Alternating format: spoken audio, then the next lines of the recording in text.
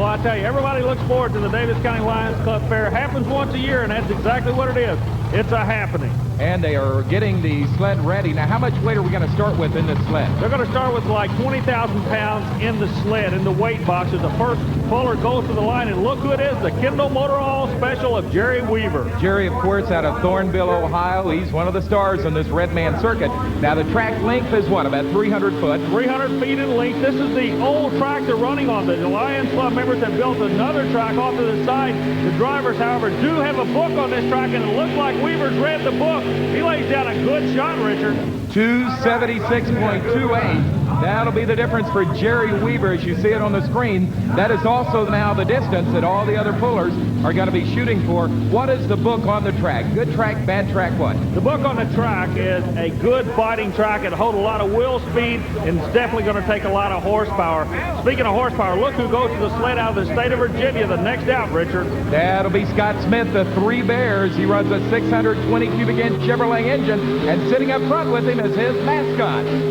Mascot sets in the right side. The big old teddy bear.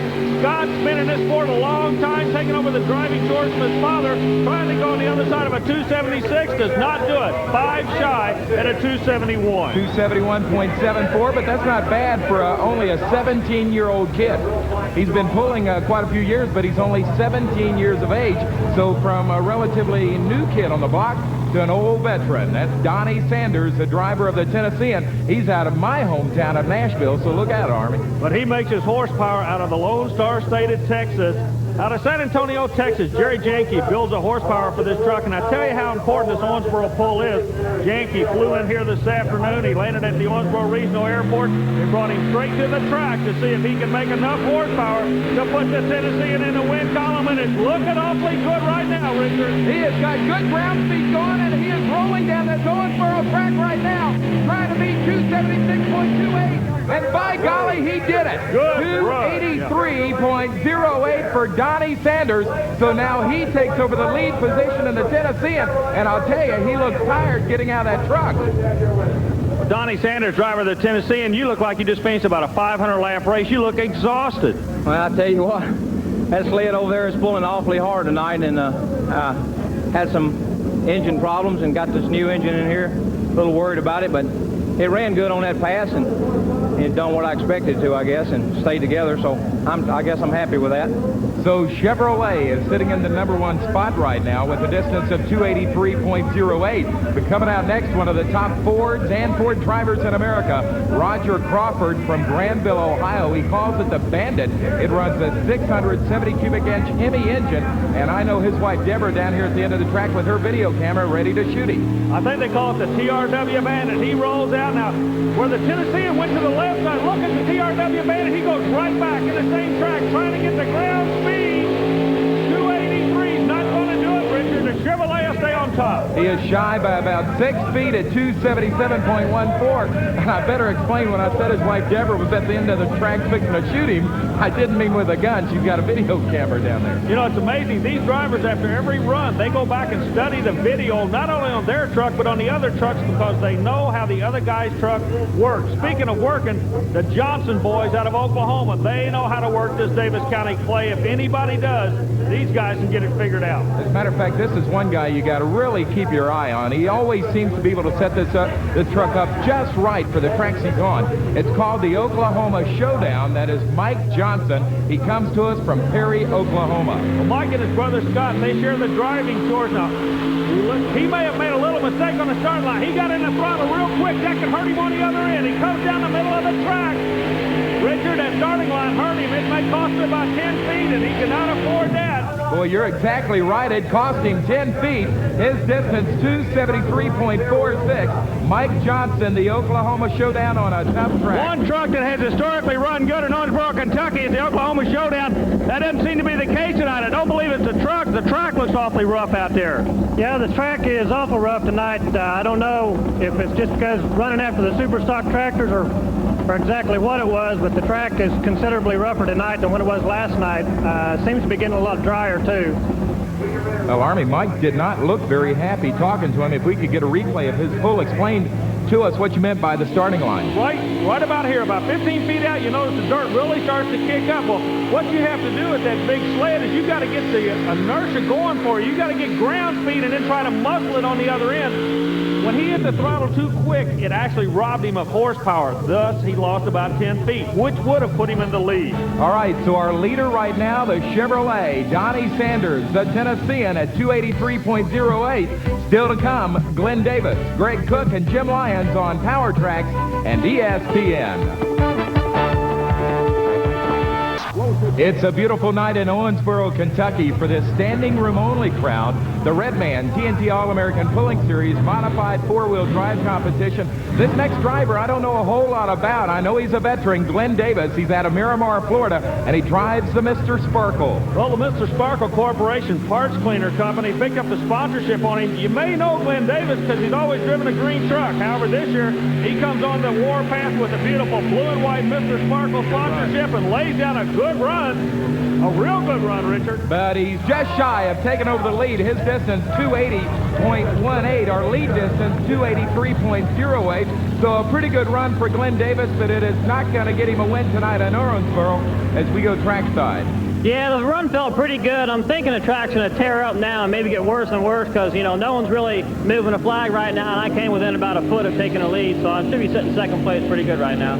What about the bounce? It looks to me like about 75 feet out, maybe to 200 feet, there's a lot of float on the track. Is that the case?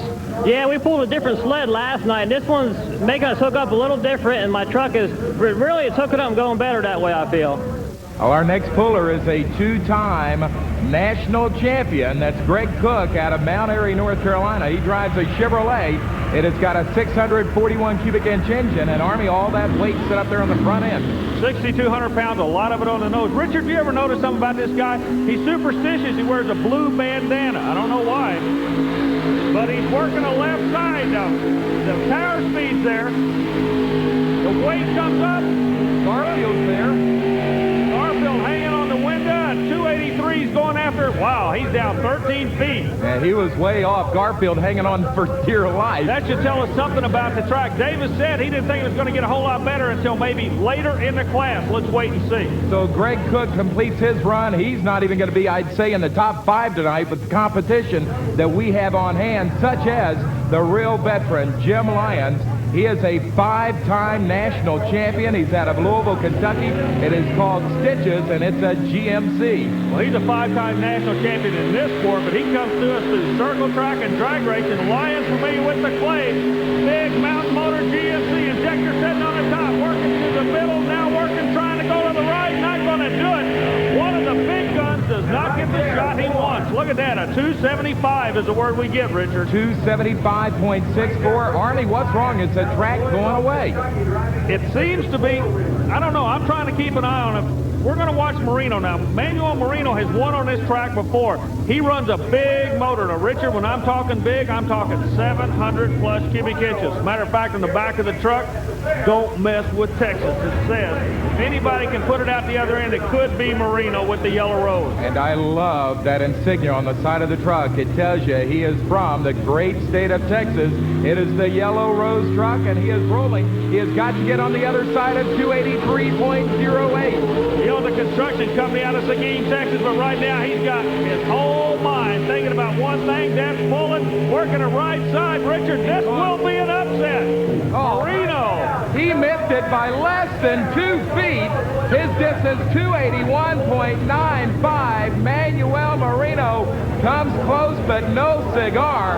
And now it is time for Robert Goulahan out of Manassas, Virginia. And this is a guy that could do it. Yeah, he definitely can. He runs the big motor Ford, and he's kind of an interesting individual. He's very quiet. He says, I'll let my truck do the talking. But right now, this big mountain motor Ford's going to have to scream for him if he's going to go into the lead. Sounds good. Rolled on the horsepower just right. Goulahan's got the ground speed. He's going after the Chevrolet. Richard, look at this. He might be able to put him away. He starts to muster it on the other end. And he's done it by over 2 feet at 285.23. Robert Goulahan says, have have you driven a Ford lately as he takes that Ford into the #1 position here at Owensboro by nearly 3 feet? Robert, you made a trip over from Virginia, but it looks like it was worthwhile. It looked like almost a perfect run for you. Yeah, it's a brand new Lee Edwards engine we got in there, and it makes some pretty good power. We had a good run. Last night we had a little miss in it. We got that straightened out. It was my fault. We had a loose wire. And come back here tonight, we had a good run. I hope it holds up. Is that going to be good enough to win? It looks, everybody was shaking their head like they couldn't believe it. Well, I still got Holman back there and some good trucks, so I don't know. We'll see. I hope so, though. Got my fingers crossed. Well, Army, let me ask you something.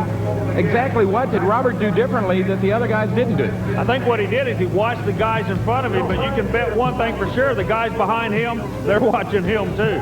We've still got some great drivers coming onto the track like Tony Osteen, James Hamilton, and Tommy Holman. Those and many more are right around the corner on Power Tracks and ESPN.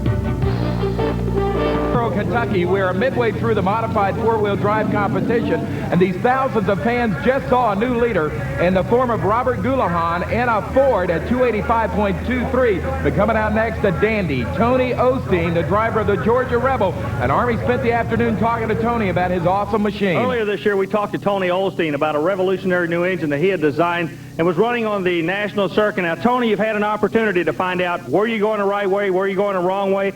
Tell us a little bit more about this engine. Well, this is an old drag racer trick that's been brought back up that they'd run in the 60s, and it's a 180-degree flat crankshaft in it.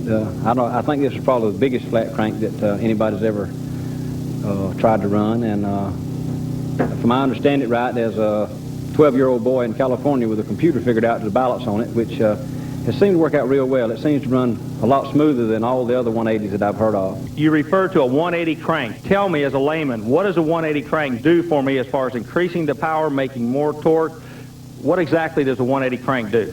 Well, a 180 crank, you can alter your firing order so that you have better air distribution in the intake manifold, which lets you have better cylinder filling and more efficiency on the engine cylinders. And that's essentially what it is, the characteristics of that, but then it gives you a much broader and a much flatter torque curve. People in the 60s that used the 180 crank setup had a lot of problems with vibration. There were even eye damage from people that actually ran it and what have you. Do you have the vibration problem with this engine? And I know you're running a whole lot more cubic inches than they used to run back in the 60s in the sport of drag racing. Well, we have some vibration, but from what I understand, it's considerably less than they were experiencing, and we're running probably considerably more crankshaft. This is a 5 1/4 crank, which is extremely big for an offset crank like this. And now let's see if this big engine of Tony Osteen, a two-time national champion out of West Green, Georgia, can bring him a win. Richard, just listen to the engine. You can tell it's different, can't you? And it's not going to get him a win either. 285 is what he was going after. Oh, wow, way shy. 264 is what we received down here. 264.13, some 21 feet out of the lead distance. And why? It would have to be the track, wouldn't it? Well, I don't know, because I feel like Tony Osteen is one of the sharpest guys in the sport about reading the track, but also Tony Osteen is tremendous on research and development. He may have taken a shot at something that just didn't work out. Oh, we'll see if it gets any better for James Hamilton. He is up next. It's called Gone Bananas out of Bardstown, Kentucky. He's been around the TNT organization for many years, one of the strong runners. However, due to health reasons, he hasn't been able to follow the point chase. We're going to have him with us at Davis County this weekend, but not going to be there again.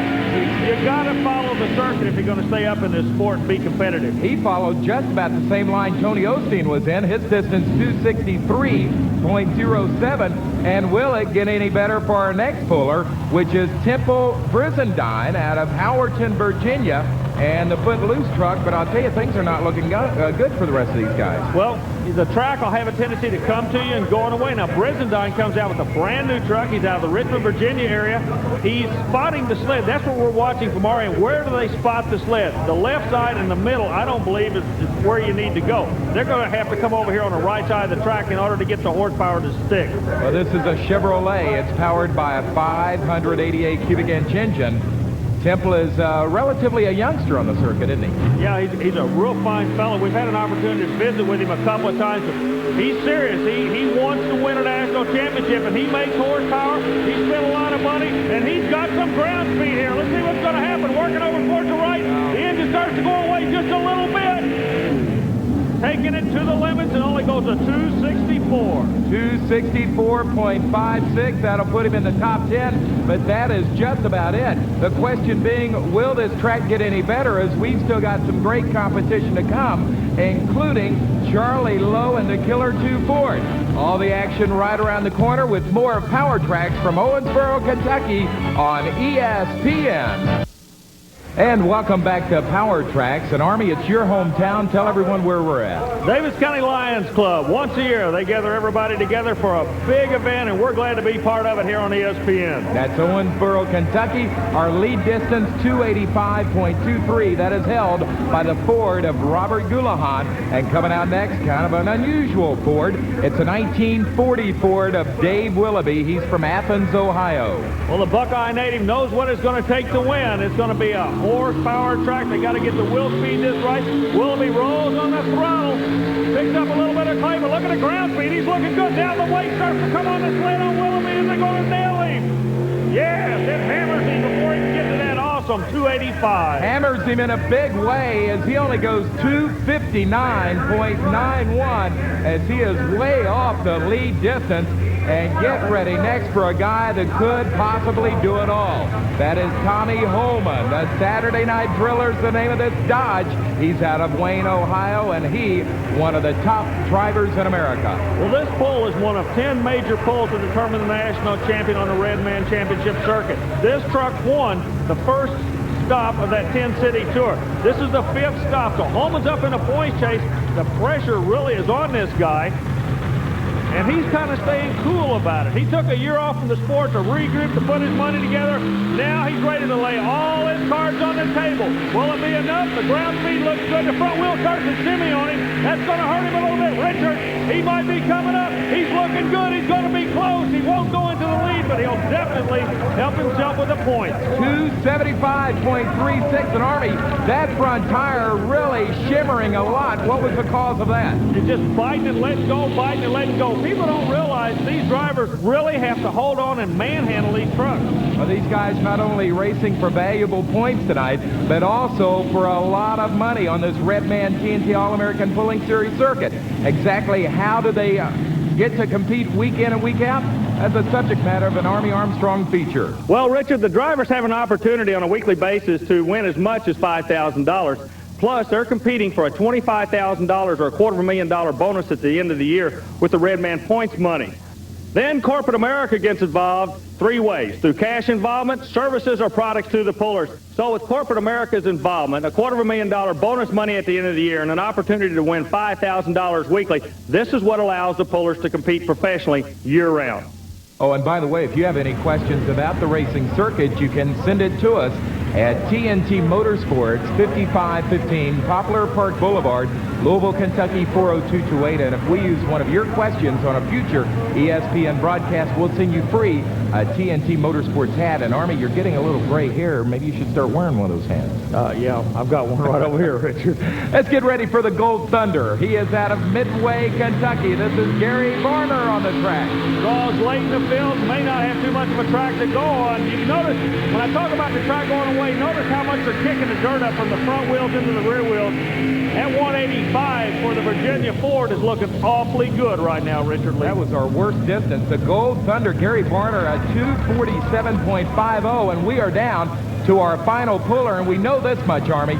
We know a Ford is going to win this competition. Charlie Lowe drives the Killer Ford out of West Palm Beach, Florida. Our current leader, Robert Goulahan, drives a Ford out of Manassas, Virginia. The distance he's going after here is 285.23. You know, Richard, it's amazing. These fellas come from all over the country to compete for this national championship. The Killer Ford, kind of an interesting name. The gentleman owns a slaughterhouse by trade. Oh. He is notorious for the way he drives. He will roll out. I talk about dialing in the horsepower, easing in. Don't look for that with Charlie Lowe. He's going to come out and pull the trigger on you right on the start line. There it is. It's either going to stick or it's going to blow. Let's see what happens. He works the right side. Ground speed seems to be coming up. No, not going to be there. The weight, once it starts to top out, the wind's going to go to the Virginia Ford. His distance, Charlie Lowe, 263.11. So the Ford of Robert Goulahan is going to take the win From Manassas, Virginia. Army, what would you attribute to his win to tonight? That kid's just sharp. He watched the track. He watched the trucks in front of him. He ran his lane, and nobody else could get in there. After he had messed it up, it was no man's land for everybody in the rest of the field. Well, let's give you a rundown. Here's the way they finished up in the modified four-wheel drive competition. In 5th place tonight, that was Roger Crawford, the Bandit Ford at 277.14. Glenn Davis, Mr. Sparkle, 4th at 280.18. Manuel Marino, the Yellow Rose at 281.95. Donnie Sanders, the Chevrolet Tennessean, 283.08.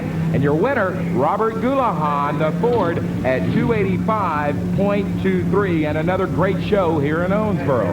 Well, Richard, we're going to be covering this Owensboro event. We'd like to welcome everybody. Hope you had a good time. We'll be following more action from the Davis County Fairgrounds in the weeks to come on ESPN. Well, on behalf of Army Armstrong and all the folks at TNT Motorsports, I'm Richard Leake saying we'll see you again soon on the tracks across America.